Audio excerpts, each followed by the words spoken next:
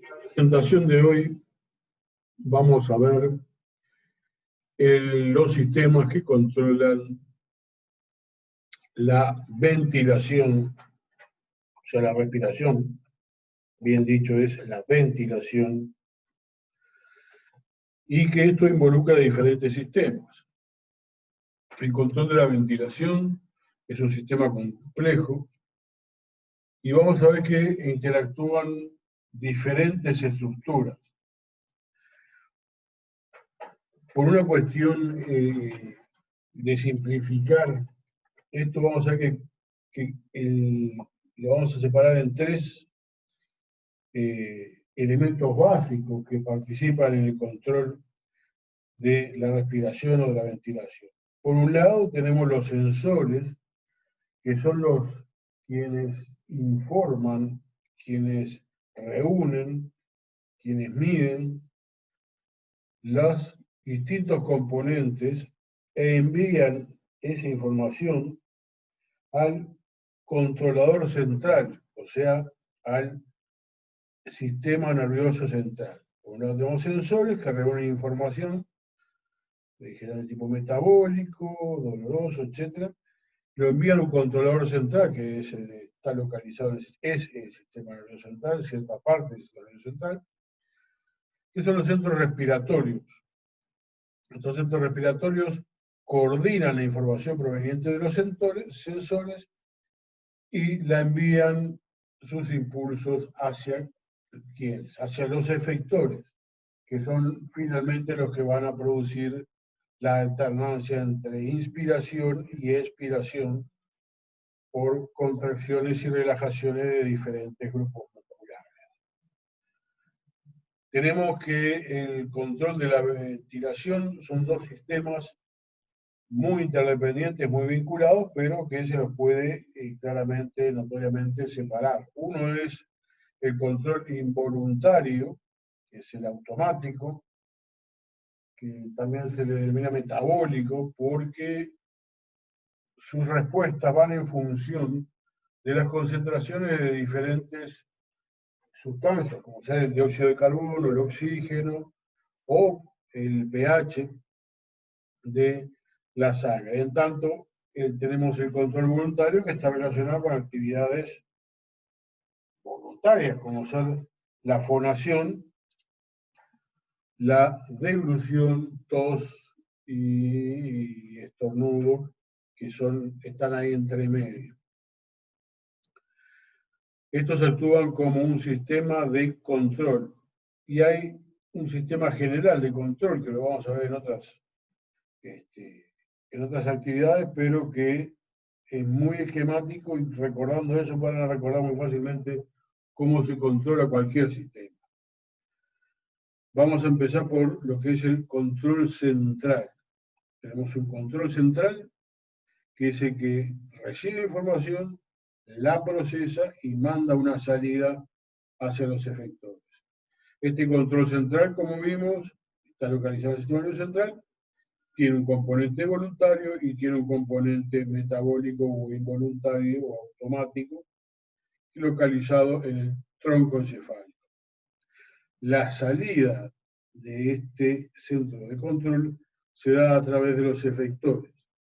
Estos efectores, en este caso, son los músculos respiratorios. Tenemos diafragma, que es netamente inspiratorio, su contracción produce la inspiración, intercostales, que dependiendo cuáles sean van a participar en la inspiración o en la expiración, y los abdominales, que colaboran con la expiración. Y finalmente, de este triángulo, el otro ángulo es los sensores.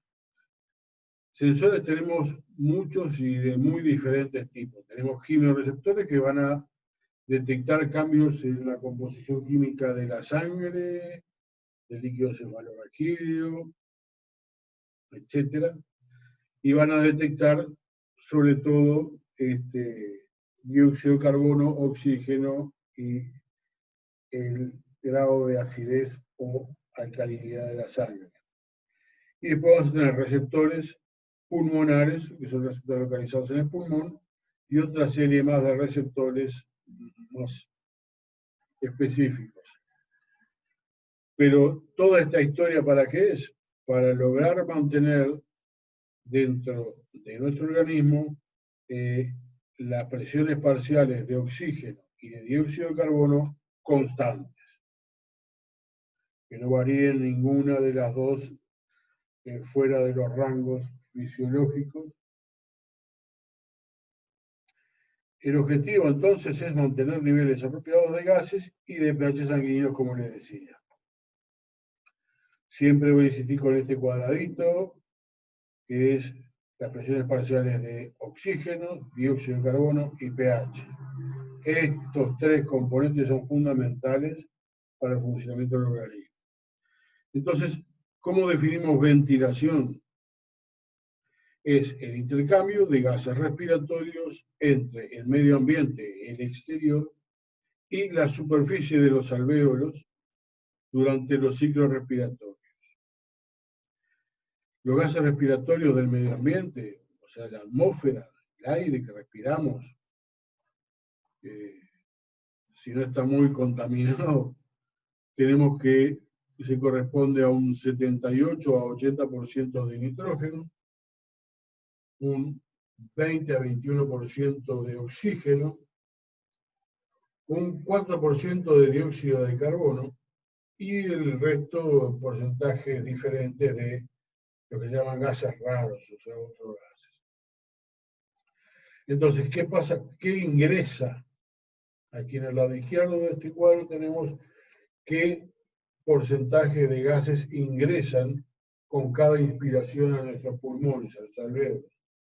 Ingresa un 21% de oxígeno, un 78% de nitrógeno, un 0.03% de dióxido de carbono y menos de un 1% de vapor de agua. Esto es lo que ingresa con cada inspiración a nivel del mar.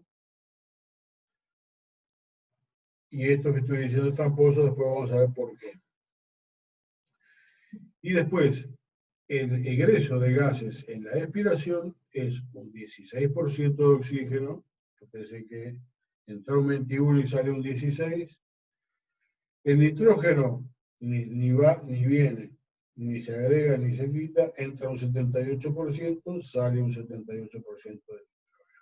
En cambio, uno de los cambios más brutales es el del dióxido de carbono. Entra un 0.03 de dióxido de carbono, o sea, nada. Y sale un 4% de dióxido de carbono, o sea que nosotros le agregamos al aire, desde la sangre, en los alvéolos pulmonares, un 4% de dióxido de carbono, resultado de nuestro metabolismo. Y sale con un 1% de vapor de agua. O sea que una cosa es el aire que ingresa, otra cosa es el aire que sale. Entonces, el control de la respiración, que es lo que va, su objetivo, insisto, mantener nivel apropiado de gases y pH sanguíneo. El ritmo básico de la respiración se controla en el sistema nervioso central, principalmente en regiones localizadas en el bulbo raquídeo y en la protuberancia.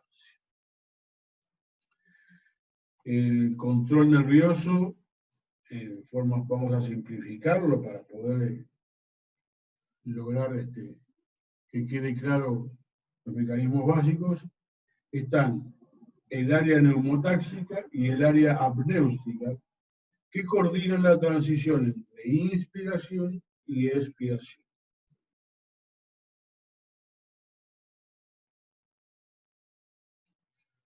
¿Qué factores modifican la respiración? Infinidad de factores nos van a modificar la respiración, eso lo sabemos, cualquiera lo sabe, que hay influencias corticales, estados de ánimo, etc. Una inflación refleja, o sea, si sobreinflamos los pulmones, esto también va a modificar la frecuencia respiratoria. Estímulos químicos, como ya vimos, cambios en niveles de CO2, de oxígeno o pH. La presión arterial también nos van a modificar la frecuencia respiratoria, la temperatura, el dolor y las irritaciones de la mucosa. El volumen y la frecuencia respiratoria va a estar determinado por los impulsos procedentes de los centros respiratorios del bulbo y va a estar influenciado por centros que reciben información de los receptores centrales próximos al centro respiratorio y a los receptores periféricos. Entonces, en este diagrama de distintos cortes tenemos primero dónde están localizados los centros que tienen que ver con esto.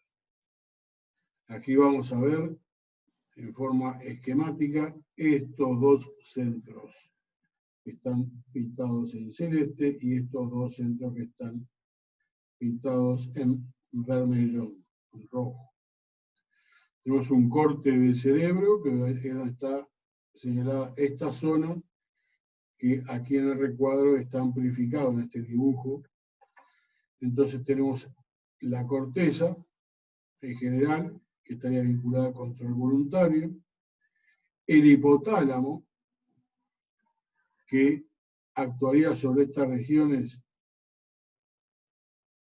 participando de las respuestas emocionales. Tenemos por otra entrada que viene de los quimiorreceptores del seno carotídeo, o sea, de la periferia, y quimiorreceptores del callado aórtico, o sea, de la zona cardiovascular. Estos receptores van a informar a estos centros protuberanciales, esto es la protuberancia. Tenemos receptores de distensión del pulmón y del tórax y de los músculos respiratorios que informan también a estos centros, pero localizados en el bulbo. Y como les mencionaba, había 4 núcleos coloreados en especial. Tenemos a nivel de la protuberancia, o sea, por encima. Tenemos centros de control respiratorio que van a enviar sus influencias, sus órdenes, ¿no?, desde la protuberancia al bulbo raquídeo. Tenemos uno superior y uno inferior en la protuberancia y un centro respiratorio anterior y otro posterior en el bulbo raquídeo. El centro anterior es un centro principalmente expiratorio. O sea, participa en la expiración. Sobre todo la expiración es activa o forzada cuando es en el ejercicio. En el reposo tiende a ser pasiva por las propiedades elásticas de la caja torácica que tiende a colapsarse y a desinflar los pulmones. Y en la parte dorsal tenemos un centro inspiratorio que es el que me da las órdenes de inspirar, o sea, hacer ingresar, hacer contraer el diafragma y los intercostales para aumentar el volumen de la caja torácica y así inflar los pulmones. Así que dorsal es inspiratorio y ventral o anterior es expiratorio. ¿Qué otros factores modifican la respiración? La altitud. A mayor altitud va a disminuir la concentración de oxígeno en el aire. La concentración de oxígeno en el aire o la cantidad.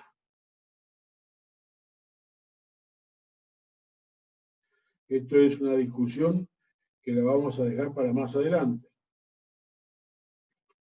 Pero lo que disminuye es la cantidad de oxígeno. El porcentaje que hay es el mismo a diferentes alturas. El ambiente. El calor produce un aumento en la actividad respiratoria por aumento de la actividad metabólica. situaciones de ansiedad o de estrés, también es necesario respirar con mayor frecuencia debido a la aceleración cardiovascular. En el ejercicio, obviamente, necesitamos más oxígeno a nivel muscular, por lo cual debemos aumentar la frecuencia y la perfusión de esos órganos.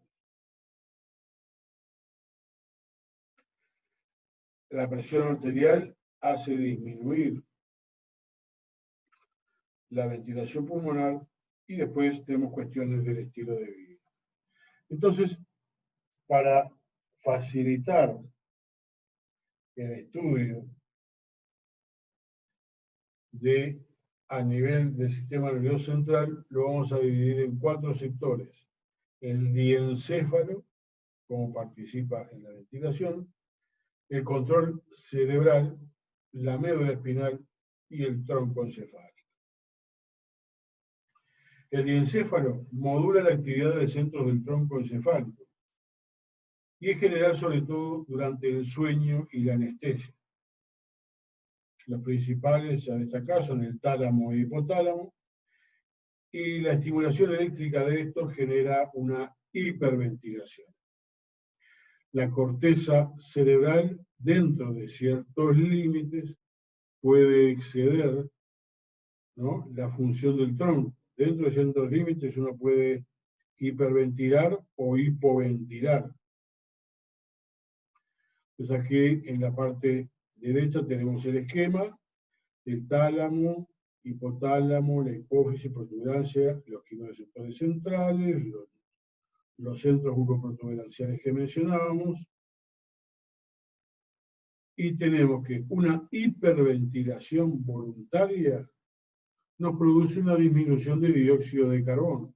O sea, liberamos más dióxido de carbono y eso nos lleva a una alcalosis. Una hipoventilación es más difícil, ya que el tiempo de retener la respiración es regulado por la PCO2 y el dióxido de carbono arterial, lo cual es más fácil hiperventilar que hipoventilar. No hay un sitio específico, y esto es importante, en la regulación ventilatoria a nivel cortical. No hay un lugar específico. En la corteza cerebral. Intervienen en estas circunstancias directamente la médula e indirectamente el centro bulbar. La médula, ¿qué tenemos en la médula? La médula tenemos las motoneuronas que están destinadas a los músculos respiratorios, es decir, a los intercostales y a los abdominales. Y la integración de la información proviene de la información sensorial integrada en los centros superiores. El control involuntario o automático de la inspiración y expiración, que es el que estamos prácticamente todo el tiempo utilizando, se produce a nivel del tronco encefálico y es lo que mantiene el ritmo respiratorio básico. Es una red difusa de neuronas interconectadas, unidas por el sistema reticular activador, y, como ya la mencionamos, las tenemos en el tronco encefálico. La periodicidad de la inspiración y la expiración está controlada por neuronas localizadas en bulbo y protuberancia. ¿Quiénes están localizadas en bulbo y qué hacen? Tenemos en el centro bulbar un área rítmica. En el bulbo tenemos el grupo dorsal, que es inspiratorio, que lo que hace durante la respiración normal estimula los músculos inspiratorios y la rampa inspiratoria. El grupo ventral bulbar o expiratorio, ¿cuándo es que se activa? Cuando se produce un estímulo de los músculos, cuando se requieren niveles elevados de ventilación pulmonar en el ejercicio. Es la vía expiratoria. Así que los dorsales son inspiratorios. actúan siempre en la respiración normal, estimulan los músculos inspiratorios, el grupo dorsal, y son los que producen la rampa inspiratoria en ese grupo dorsal. Son los núcleos del fascículo solitario. Luego tenemos el grupo ventral o expiratorio a nivel del bulbo, que es anterior al dorsal, el ventral, que cuando se requieren niveles más elevados de ventilación pulmonar es cuando comienza a actuar, sobre todo en el ejercicio. En el reposo su actividad es muy mínima. Y son el núcleo ambiguo y retroambiguo. Así que para resumir, en el bulbo dorsal inspiratorio actúa siempre, hace la rampa inspiratoria y es el núcleo fascículo solitario.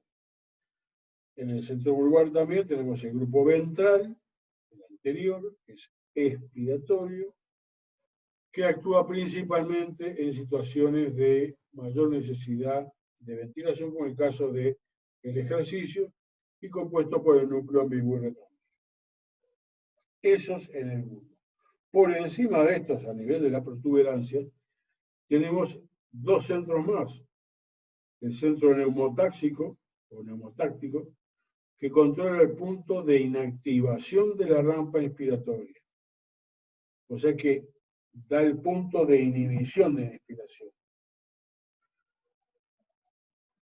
Se empieza a inspirar, expirar, expirar, y este centro neumotáxico dice hasta cuándo se inspira y se corta esa inspiración.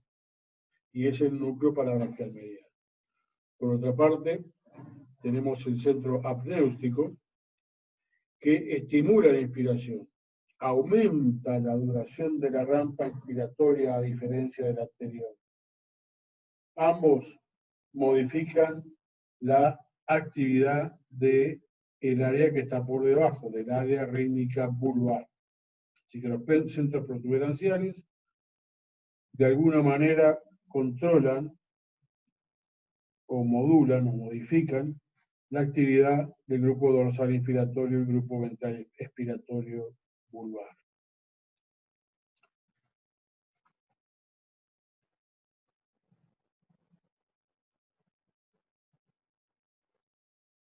Entonces aquí hay otro diagrama que tenemos en la parte posterior del cerebelo. Tenemos el área neumotáxica, que era la que nos cortaba la rampa inspiratoria. Voy a poner la flechita. El área apnéustica, que nos prolongaba la rampa, y ambos envían órdenes al grupo expiratorio ventral o anterior y al grupo inspiratorio dorsal o posterior.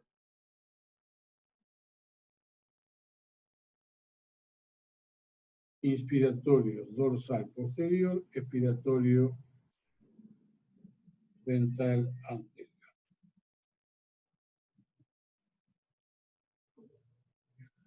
Aquí en este esquema tenemos el centro neumotáxico nuevamente, el centro apnéutico.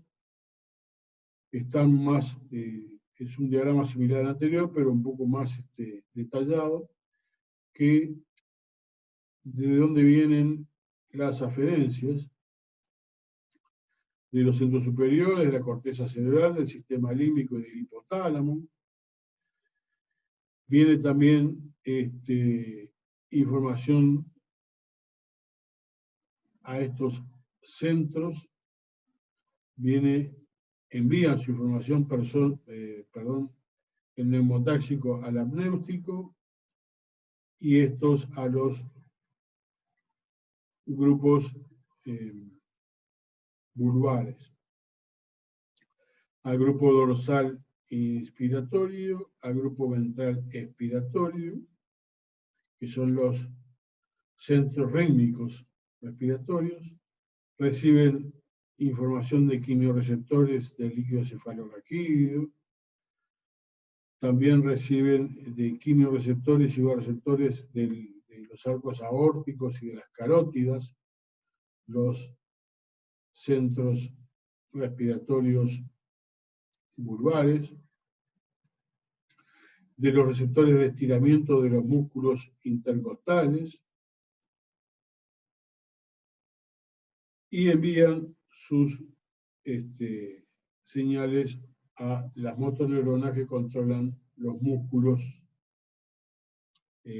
respiratorios.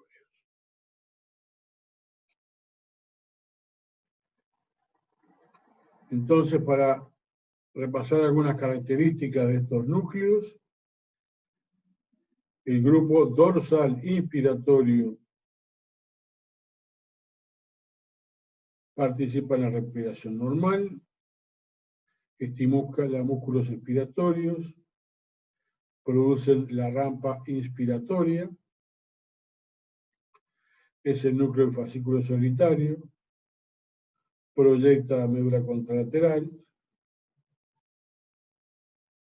y depende la actividad del diafragma de estos grupos neuronales. Originan el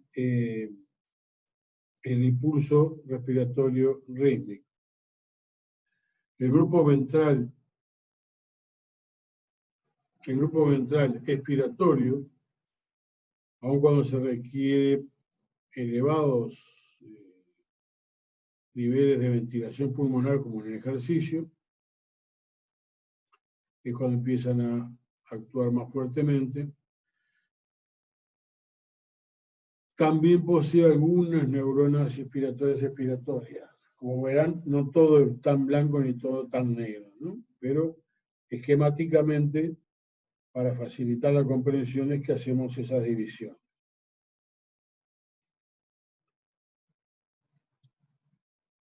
El generador central de ritmo.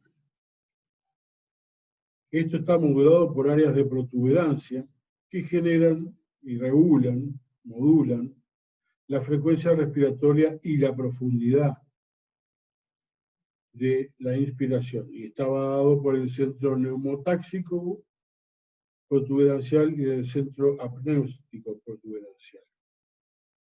Recuerdan que uno cortaba la rampa inspiratoria y otro prolongaba la rampa inspiratoria.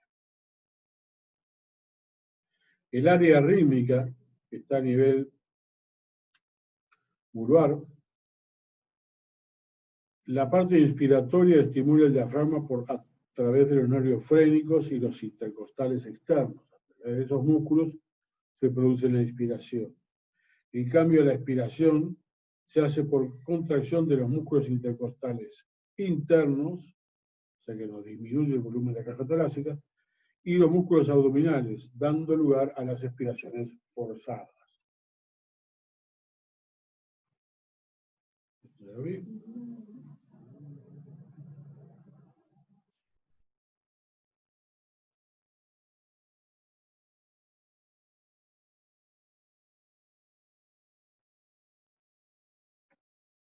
Efectores. Son los músculos de la respiración. En este sistema, ¿quiénes son los efectores? Los músculos de respiración, que son los músculos del diafragma, intercostales, abdominales y los accesorios o esternocleidomastoideos. Aquí tenemos en este diagrama las localizaciones de cada uno de ellos. Es importante que actúen en forma coordinada para lograr una ventilación adecuada. El control central es responsable de llevar adelante esa coordinación. Entonces tenemos el grupo dorsal, que produce la inspiración, que va a inervar al escaleno esternocleidomastoideo, intercostales externos y el diafragma, que son los músculos inspiratorios. El grupo ventral o expiración son neuronas somatomotoras que van a producir la contracción de los intercostales internos y músculos abdominales. En este diagrama se muestra lo que estábamos mencionando anteriormente. Y después los receptores, que son quienes informan qué está aconteciendo y si hay que modificar la respiración. Los receptores están localizados en diferentes áreas del organismo, pero no cualquier área, sino áreas estratégicas que recolectan información, recolectan información para efectuar los ajustes de la ventilación. Es así que vamos a tener quimiorreceptores periféricos, quimiorreceptores centrales y receptores pulmonares. En este esquema tenemos la zona donde está el control de la ventilación y tenemos los que le llegan. Vamos a empezar por el lado izquierdo. Tenemos receptores que a través del sistema nervioso central llegan por estímulos emocionales, por a través del hipotálamo, por dolor, etcétera, y que van a estimular o inhibir la ventilación. Los quimiorreceptores periféricos, que vienen del callado de la aorta y la bifurcación de las carótidas, tenemos que las disminuciones de oxígeno, los aumentos de dióxido de carbono y la elevación de los hidrogeniones producen un estímulo de la ventilación. Hay quimiorreceptores centrales que detectan los aumentos de dióxido de carbono y de hidrogeniones y también estimulan la ventilación. Y después el estiramiento de los receptores de los músculos y las articulaciones también producen un estímulo en la ventilación. Luego tenemos de acá del lado derecho receptores localizados a nivel del pulmón, receptores de estiramiento, que cuando se activan inhiben la inspiración. Y también hay receptores irritantes a nivel de bronquios y las tráqueas, y son receptores de irritación, también localizados en el pulmón, que producen una inhibición de la inspiración. Estos receptores de estiramiento se encuentran localizados en el parénquima pulmonar y proyectan al centro generador de ritmo a nivel vulvar. Los quimiorreceptores periféricos de la aorta y la bifurcación carotidia también proyectan a la zona del bulbo. De los quimiorreceptores tenemos, como ya lo mencionamos, cuerpos carotídeos, cuerpos aórticos, que responden a lo que ya venimos mencionando desde hoy, a las caídas del pH y del dióxido de carbono y a los aumentos de oxígeno, caída de pH y de oxígeno, y a los aumentos de dióxido de carbono arterial.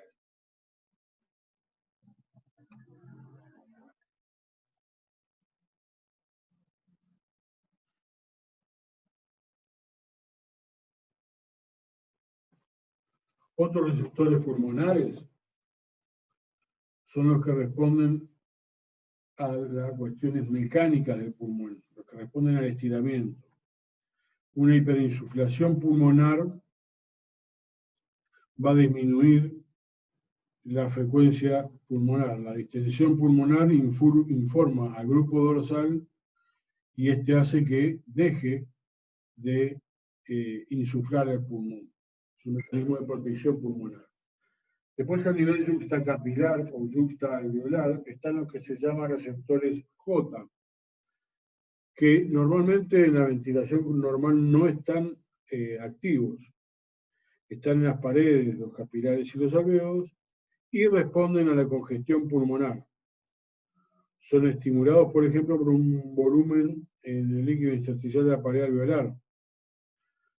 y participan en la generación de la sensación de disnea durante la neumonía y las microembolias. Van a producir taquipnea y disnea. Otros receptores pulmonares son los irritantes, que responden a poluentes, a gases muy calientes, o a gases nocivos como humo de cigarro, aire frío, polvillos inhalados, etc. Y están en las células de la vía aérea superior y van a producir polipnea y broncoconstricción. Y después hay receptores más superiores que responden a estímulos mecánicos y químicos en las células epiteliales de la vía superiores, de ahí los más superiores, que van a producir tos, broncoespasmo o estornudo según el nivel en que estimulan. El sistema gamma está dado por la elongación muscular, que están presentes en los usos musculares, sobre todo intercostales y diafragma. Y esto va a controlar la potencia, el grado de contracción muscular. El dolor y la temperatura causan cambios en la ventilación. El dolor puede causar tanto apnea como hiperventilación. El calentamiento de la piel, de forma pasiva, produce una hiperventilación, mientras que el descenso de la temperatura corporal produce un descenso de la frecuencia respiratoria. Y después hay varios tipos de desórdenes de control de la respiración, para terminar, que cada una tiene sus características y sus nombres, simplemente para que lo tengan presente. Está Cheyne-Stokes, que el volumen y la frecuencia respiratoria es irregular, con apneas, hipoxias, y esto se ve en casos de sobredosis de drogas, se ve en la insuficiencia cardíaca. Después tenemos el PIOT, que aumenta el volumen y baja la frecuencia respiratoria, intercalados periodos de apnea. Es como cuando hay daño cerebral. La acidosis metabólica puede producir la ventilación de Kussmaul, que aumenta ambos, aumenta el volumen y la frecuencia respiratoria. Y pues ondina es un síndrome que cuando hay una lesión cerebral se pierde el control autónomo, solo se puede respirar en forma voluntaria, o sea que hay que pensar para inspirar y para expirar, o estar bajo el control de un ventilador, respirar.